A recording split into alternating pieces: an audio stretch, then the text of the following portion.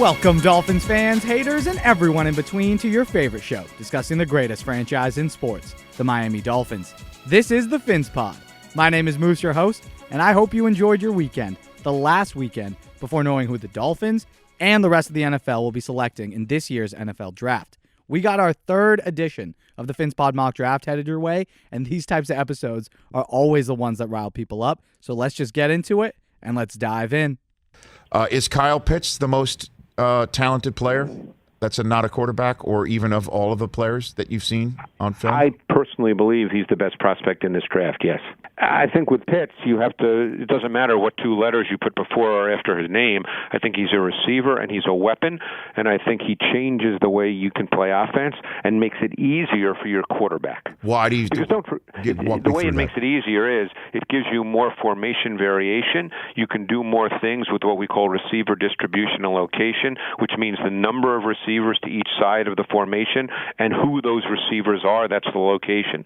And it gives the quarterback more information before the ball is snapped. And that's what every coach is trying to do. They're trying to give the quarterback the answer to the test before the ball is snapped. Of course you're trying to do that.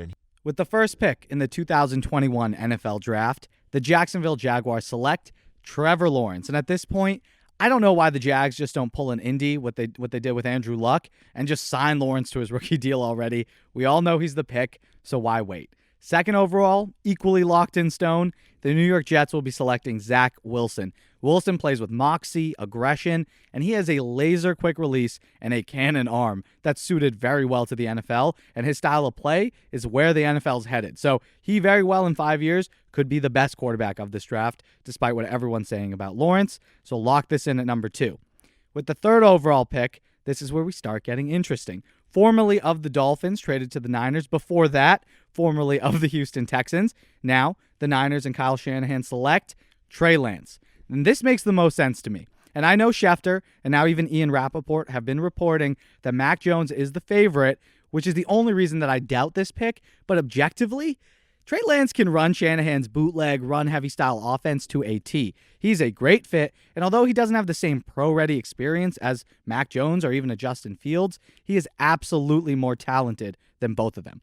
I would argue he's more pro-ready than Mac Jones, who everyone says is the most pro-ready, but Mac Jones needs to adjust to the speed of the NFL game, and considering his whole skill set is determined on getting the ball out fast and to the right spot, I just don't know if throwing him in immediately in a much faster paced game will benefit him. He doesn't have the athleticism to make a play like Justin Fields, Trey Lance, Trevor Lawrence, and Zach Wilson. He is by far the least mobile option here.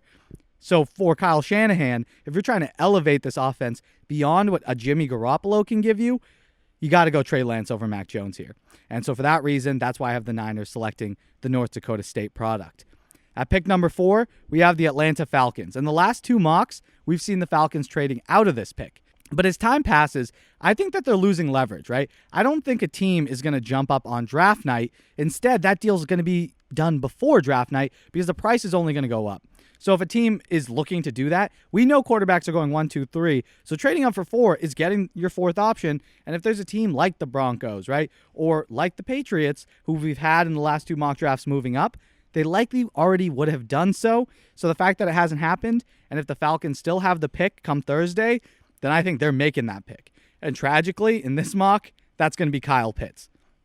You give Matt Ryan a versatile weapon to pair with Julio Jones, let's play ball. The thought process makes sense, getting Kyle Pitts in that offense, and I think it could be justified too, considering that the cost to move on from Matt Ryan is just way too high, right? So drafting a quarterback this season rather than next may not make the most sense. So Pitts will be a Falcon in this case. At pick number 5, I have what I always have had and will continue to stay steadfast on. The Bengals, the Cincinnati Bengals, will take Ja'Marr Chase. He's a matchup nightmare straight up on the outside. He already has amazing built-in chemistry with Joe Burrow. And again, the move will no doubt sell tickets. So at pick 5, lock it into Ja'Marr Chase to the Bengals because they're not going to draft a tackle because they got Riley Reif. They got Jonah Williams. And realistically, if you look at the injury that Burrow suffered, it came from the interior. So unless you have designs on having Penei Sewell play guard, which I think is just a waste of his talents, you can find a very good guard in the 2nd or 3rd round too. So it kind of makes sense taking Ja'Marr Chase here. They don't really need a tackle. They just need a better offensive line. And there isn't really just you could argue Rashawn Slater. But again, when you can take Ja'Marr Chase at 5 and repair up that magic, I don't see how you can say no to that. And here we are now. The Dolphins are on the clock with the 6th overall selection. You may argue that things didn't work out in this case for Miami, considering that they can't take Pitts or Ja'Marr Chase. But what I see in this situation is value. Value that Greer just won't be able to pass up. In a shocking move, a move which will get draft night going crazy, the Chicago Bears jump up all the way from pick 20 to pick 6, giving up multiple firsts to do so along with some other draft capital this year. Likely a 3rd, 4th rounder, because Miami, again, doesn't pick after 81. There's a huge drop-off, and you know that they're wanting to add some assets there. So by trading back, they'll not only add future firsts, because it's a huge jump, 14 spots, but also they'll likely get some day 2 and 3 capital as well. So in this case, at this point in the draft, the Dolphins hold pick 18 and 20. So now that the Bears are at 6, they select Justin Fields. They jump the Broncos and any other teams who may have been interested in moving up or hoping that Fields would fall to them. Fields likely going to compete with Andy Dalton in Chicago, lose out early just because Dalton's a seasoned vet, but he'll get time to develop, right? And when things start going south with Dalton, which they will, and everyone starts calling for Nagy and Ryan Pace's jobs, then they'll throw the kid in. They'll throw Fields in to try and save the season, as well as their careers in Chicago.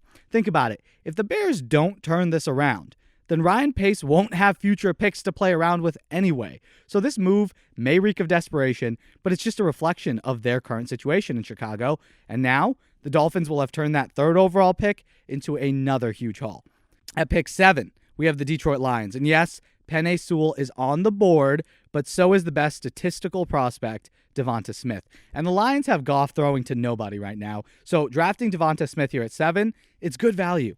And if you don't believe that his size is going to make him stop knowing how to get open and just stop knowing how to play football when he's done it at the highest levels up to this point, then this move makes a ton of sense. Replacing Kenny Golladay with someone even better at getting open and someone who frankly does have a higher ceiling. He has a significantly lower floor, but he has a way higher ceiling. He's proven that.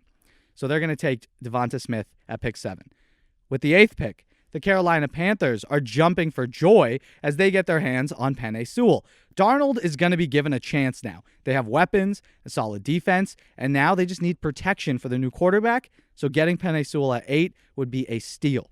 At pick 9, the Broncos select Micah Parsons. He's a perfect scheme fit under Vic Fangio, and he's the exact type of linebacker that they need in their defense. And knowing that they have a defensive coach, I think he's going to be pushing for this guy, especially when there's no weapon you can justify taking after taking Judy last year, and also there's no good quarterback left to take. So at this point, take the best defensive guy, and that's Micah Parsons. And some of you may say that this is too high for him, but I implore you to go watch some Parsons tape. He is a modern-day NFL linebacker. Imagine Jerome Baker, but bigger, and better in pass coverage, and better in run support. Oh, he's also a damn good pass rusher, too. Broncos fans are going to learn to love him. I think he'll fit perfectly in that Denver defense.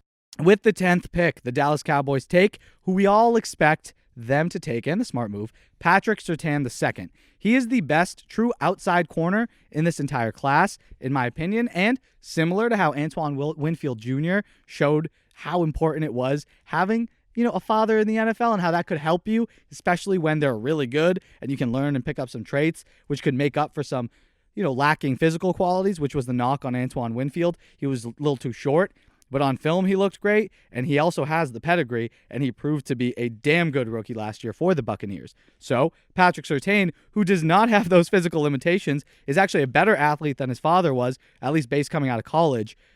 It's a no-brainer. Take him. He's going to be good. He definitely picked a thing or two up from his Pro Bowl father. At pick number 11, the New York Giants select not a weapon, but a protector, Christian Darrisaw from Virginia Tech. And I know Rashawn Slater is there, and every mock you see, and we'll see up till Thursday, likely has him going above Darrisaw, including in my previous mock too. But upon a second look, actually watching these players, I really like Darrisaw. He's built like Jason Peters. You look at his body type, huge, a giant man, but with most of his power coming from his core and upper body. He just shoves people around, and he's got skinnier legs, allowing him to be more nimble than Slater, albeit not as versatile. He probably won't be able to kick into guard, but having a guy like Saquon back there, you want tackles who can get to the second level and continue to make space for your running back down the field. And considering Andrew Thomas didn't look so great as a top 5 pick last season, this could allow the Giants to experiment with kicking him in at guard, considering, again, he struggled when he was put on the outside against NFL pass rushers. At pick 12, the Eagles will be taking Jaylen Waddle. It makes sense. It's a perfect fit. You move back from 6, acquired some future capital, and now you get to support your young quarterback. Jalen Hurts needs a weapon alongside Jalen Reagor and Dallas Goedert, and having his former teammate at Bama join him, especially one that's as talented and speedy as Jaylen Waddle, that's not a bad move. And listen, of the 3 most recent first-round receivers taken by Philly, Waddle has a far higher floor and a higher ceiling than both Nelson Aguilar and Jalen Reagor, who they took last year. With the 13th pick, the LA Chargers, to help out their defense, take the most physical corner in the draft, Jaycee Horn from South Carolina. The former Gamecock can not only play on the outside in traditional outside corner, but he is big and strong, so he can match up with tight ends and bigger slot receivers too, and consider that division. The Chargers need to guard against Travis Kelce and Darren Waller, and although they're going to be getting Derwin James back, adding Jaycee Horn would fit nicely and make them even more imposing on the back end of that defense, and knowing that they hired a defensive-minded coach, wouldn't be surprised if he wanted to make his stamp in his first pick. At number 14, the Vikings continue to kill the first round by taking Rashawn Slater. Look, Slater from Northwestern can play either tackle, either guard position. He's position flexible, and it's going to be very enticing for the Vikings. They cannot pass it up. Even though they do need help on the defensive side of the ball too, Rashawn Slater falling to 14, that's a great pickup for this offense. At pick number 15, I am sorry, Dolphins fans, but the New England Patriots will select Jaelan Phillips, defensive end from Miami. We've spoken about Phillips before on the show pretty glowingly. He is a great scheme fit, and essentially, if I had to give him a comp, he's a twitchier Trey Flowers. Flowers hasn't really lived up to that contract that he got in Detroit, but there was reason and merit for why the Dolphins coveted him so badly in 2019, as well as New England when they tried to re-sign him at their price. So this way, by adding Jaelan Phillips, Bill Belichick will find a true edge guy on the cheap, and you know he's going to love that. At pick 16, the Cardinals need to focus on defense, and I have them selecting Caleb Farley, perhaps the highest ceiling corner, considering his fluidity and explosiveness at the position. And aside from injury concerns like Jaelan Phillips before him, Farley is a great prospect, and he could be a steal here for the Cardinals if he does manage to stay healthy. With the 17th pick, the Las Vegas Raiders select Teven Jenkins, tackle from Oklahoma State. Jenkins has been rising as of late, and with good merit. He is a violent tackle who can bring some real attitude back to the Raiders line, and considering they like to play a smash-mouth style of ball with Josh Jacobs, Teven Jenkins would be a natural fit, and I fully believe Mike Mayock would be falling in love with him while watching his film. And here we are, with our haul of recently added picks going back from 6, the Dolphins get to their true draft position at pick 18, and at pick 18, they select Azeez Ojulari, defensive end from Georgia. I love Ojulari, and I think he is a great fit in this defense. He fills a need, and he has the exact makeup in terms of character that Brian Flores likes to see in his guys. Ojulari was made a captain for Georgia as a freshman, and if that doesn't say something, then I don't know what will, and you know the Dolphins like that. But hey, the Dolphins aren't going to be taking him for his leadership only. That's just a bonus. What they're going to be getting in Ojulari is a strong, physical, and sneakily quick and athletic edge prospect who can come in and contribute on day one, fill a need for Miami. He's a better Shaq Lawson with the same ability to, stop the run and be a factor in run support, but he's got significantly more bend when rushing the passer, so I would be very excited to see this pick coming in considering the value. And unlike a Charles Harris, you're not drafting all on projection. Like I said, Ojulari's skill set translates on day one. With the 19th pick, the Washington football team selects Zaven Collins, linebacker from Tulsa. We had him going there in our first mock, and we came back to this in 3.0. The football team, look, they did add some weapons, but there's no quarterback worth taking here to develop behind Fitzy. So look, help your old linebacking core and make that front seven more dynamic by adding the rangy Collins. And this would be a great get for Washington, and he will be a great player under Ron Rivera. Now at pick 20, remember, the Dolphins are back on the clock. They moved with the Bears when the Bears traded up to snag Trey Lance, along with that boatload of picks from Chicago. which, if things turn out bad, could end up being great for the Fins once again. But now they get to pick another guy here, and this is where you go get a weapon. With the 20th pick, the Miami Dolphins select Rashad Bateman. I had him going at 18 to us last week, but in this case, I think Miami would wait and take the defensive guy because they know Washington is not going wide out. So if they have picks with just Washington in between, they're probably going to go defense first. I know this is a little hyperbolic, but if you watch Bateman, I guys, really go check out Rashad Bateman, because as much as we love Jaylen Waddle, DeVonta Smith, and of course Jamar Chase, Bateman is not far off. He reminds me on film of Michael Thomas. He is so smooth and gets way more open than you would think with his subtle route running tricks. He is really good to watch, and he can contribute for Miami on day one. And I could foresee him having a damn good connection with Tua, considering he is a precise route runner who can go up and get the ball. I would love snagging Bateman this late in the draft. I think he might go earlier than this. At pick 21, we have the Indianapolis Colts, and the Colts select Penei. And this is definitely a bit farther than a lot of people think he's going to go. But Penei size, his tweener size, does make me feel a little apprehensive. Here, though, at pick 21, not bad value at all. Penei is a hustle player with crazy twitch. He is a great athlete. He just needs time to develop and learn more. He started playing football a bit late, so he definitely has more to learn to become a true outside pass rusher. At pick 22, the Titans select Greg Newsome II, corner from Northwestern. Look at this. 2 Northwesterners in the first round. This has to be a first. Him and Rashawn Slater doing him proud. But Newsome, he's a physical, rangy corner who can fill out the back end of the Titans secondary, and they need help in the secondary.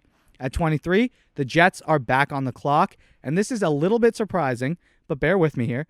The Jets need help on the inside of their offensive line, and in order to help their new young quarterback, they should get him protection up the middle so he can comfortably step up and deliver the ball to, recently added Corey Davis as well as Denzel Mims, who showed a little something at the end of his rookie year. So here at pick 23, we have the Jets taking Landon Dickerson, center from Alabama. If he had not hurt himself this past year, he would be a top 20 pick. He is crazy athletic for a center, able to pull and get out to the second level. Having played at Bama too, he went up against the best nose tackles college football had to offer, went up against Raekwon Davis every day in practice, and he held his own with the SEC with relative ease. So if everything heals up and Landon Dickerson is healthy, he could be a top 5 center in the league very, very soon, and this pick would look even better for the Jets.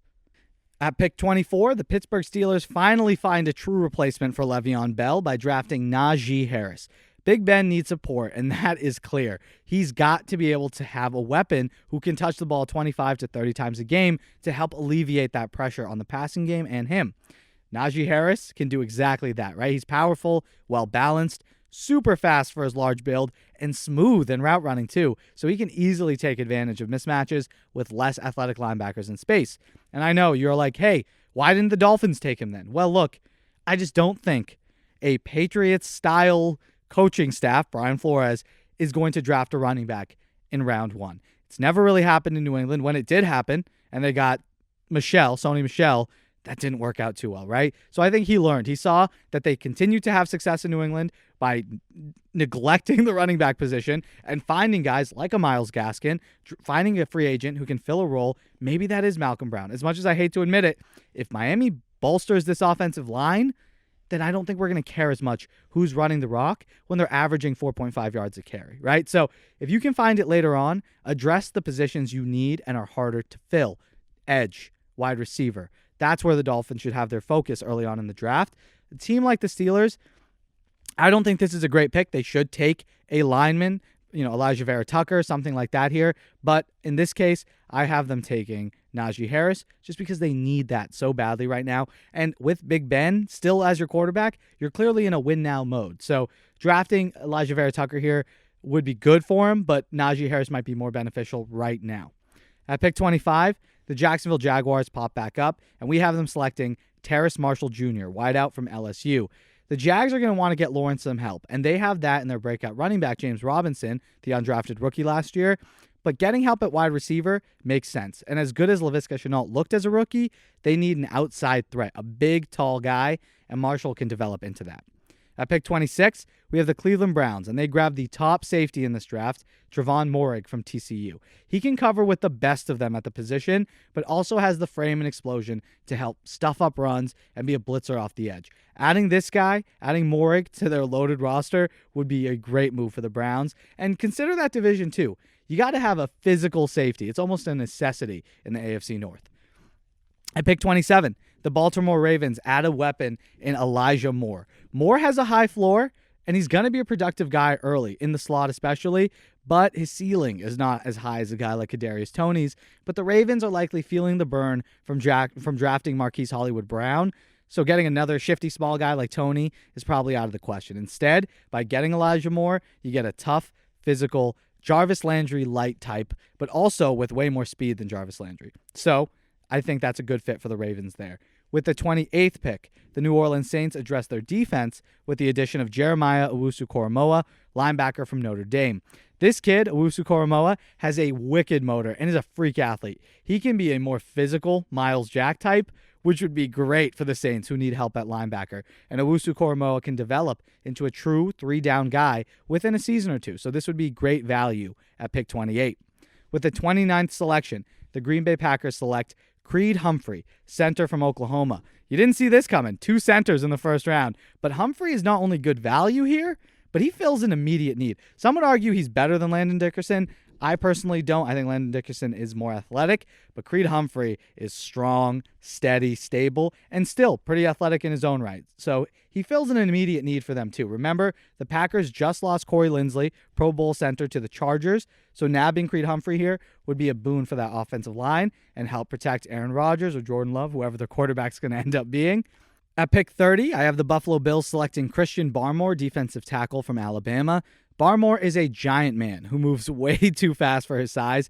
It makes him lethal rushing up the middle, and also in his run-plugging ability, he can play that traditional zero-tech nose tackle while also having the versatility and athleticism to flex out a little bit and play head up on the guard. So grabbing an athletic freak like this to play on the interior of your defensive line at pick 30, that's a damn good move for the Bills. Upgrade Vincent Taylor, way upgrade Vincent Taylor, and that's what Barmore would do. And frankly, if I had to bet, I foresee Barmore going higher than this, maybe even the Cleveland at pick 26 who could use a defensive tackle, or as high as New England at pick 15 if they don't end up liking who's there at the board. At pick 31, we have a new team here. Remember, the Chiefs, who previously held this pick, traded it to the Ravens in exchange for Orlando Brown Jr. It was a great move for them. The Chiefs were likely going to take a tackle anyway, so now they guarantee getting an all-pro level guy. So good move for them. I don't know why the Ravens wanted to help out a competitor, but hey, now the Ravens have 2 first-round picks, and they get an opportunity after taking Elijah Moore earlier to replace Matt Judon, who signed with New England, and they select Joe Tryon at pick 31, defensive end from Washington.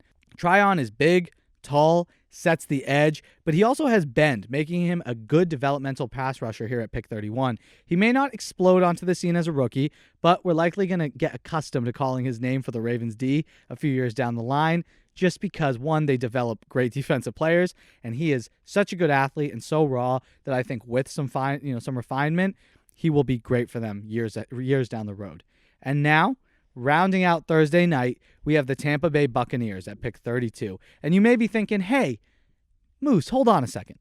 Mac Jones is rumored to be going number 3, and he's nowhere on this list. And yes, I do think he's going to end up being taken on day 1, but this is the PhinsPod mock draft, and Mac Jones is a day 2 prospect in my eyes. He's limited, not nearly as precise a passer as everyone is telling you. Go look at his film, okay? His ceiling is not that high. I don't get it. I don't get the praise. Oftentimes, well, one, his receivers are wide open. And if you actually look, oftentimes he threw high, behind. The receivers would have to slow down for the ball. Like, he wasn't crazy accurate. Not more than Justin Fields was, not more than Trey Lance was, not more than any of the other 2 top quarterbacks. So I don't know what all this buzz is about Mac Jones. His ceiling, again, does not seem to be that high to me. Maybe a higher floor, but I also mentioned earlier on in this podcast, he needs to learn how to process the game, the NFL game, and that's going to take time. Because, again, his whole skill set, what we're told, is he's smart. He knows where to go with the ball before it even snaps. He's able to read the safety in the corner, figure out if it's zone, if it's man, and put it in the right spot. Well, if that's your skill set, you're playing in the NFL now. It's going to be harder to do that, so you need time to develop. So to me, he's more of a second-round developmental guy, right? Ideally, if the Pats could nab him in the second round, they would be thrilled, and I think that's where he should go. But that's not how quarterbacks are treated, especially ones who had as good of a year as he did. Yes, he had DeVonta Smith, Najee Harris, Jaylen Waddle, a lot of good other great Alabama players, but he did play very well. He broke records, so he does earn some respect there. And for that reason, I think the Tampa Bay Buccaneers are going to trade out of this pick with who? The Minnesota Vikings. And yeah, some years there's always a team that takes a quarterback that no one was expecting. And in hindsight, you look at the move and you're like, "Oh, of course, it's obvious." And I think that could be the case here. The Vikings have Kirk Cousins, and he's shown that he cannot get them over the top. So in this mock, we have the Vikings making a deal with the Bucs, a team that doesn't have that many holes that they need to fill right now. So they get future capital. So as their players age and they can't re-sign some guys, they'll have draft capital to address that. So good move for the Bucs. And then the Vikings get to come back in and take a quarterback. Mac Jones will be a Viking, picked at 32, and they get that extra fifth year of control if he does end up being the guy for them. What do you guys think of the third edition of the PhinsPod mock draft? Hate it? Love it? Was it stupid? Did I miss someone obvious? Let me know. Be sure to let us know in the comments below what you think. And the Dolphins moving back out of 6 again. I know some of you are not fans of that. So if Miami were to go that far back where the value was a lot, not just going from 6 to 9, giving up on, at that point, I agree. Just take the guy, right? If you're only getting a 4th round pick, might as well just stay there. But if you're dropping from 6 to 20 and acquiring multiple future firsts as well as, day 2 and 3 capital, you can still get great players at picks 18 and 20. And considering Miami's needs, I think they're going to be there at 18 and 20. So let me know what you think. Should they consider that trade back if a team does call them desperate, or would you rather they just stayed at 6 and make a pick? Let us know in the comments below. There's a very strong possibility that the first 4 picks are quarterbacks.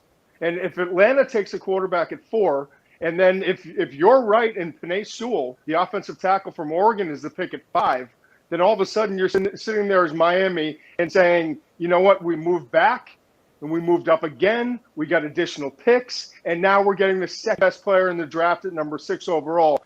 To me, Chris Greer would be the general manager of the year in terms of the NFL draft if that's how it all played out, because he gets additional picks and the second best player at number 6 overall.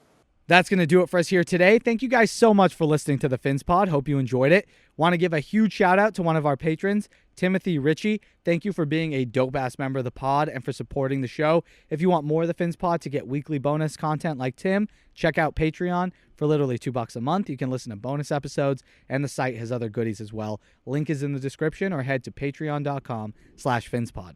Thank you all so much for the support. Please remember to like the video if you enjoyed the show and subscribe just so you never miss a chance to chat about your Miami Dolphins. Remember that the PhinsPod's available on all platforms, Spotify, Apple, and Google Podcasts, and of course here on YouTube. Continue the conversation with us over on Twitter and Instagram at PhinsPod. I hope you all have an amazing start to your draft week. Until next time, stay safe. Love y'all.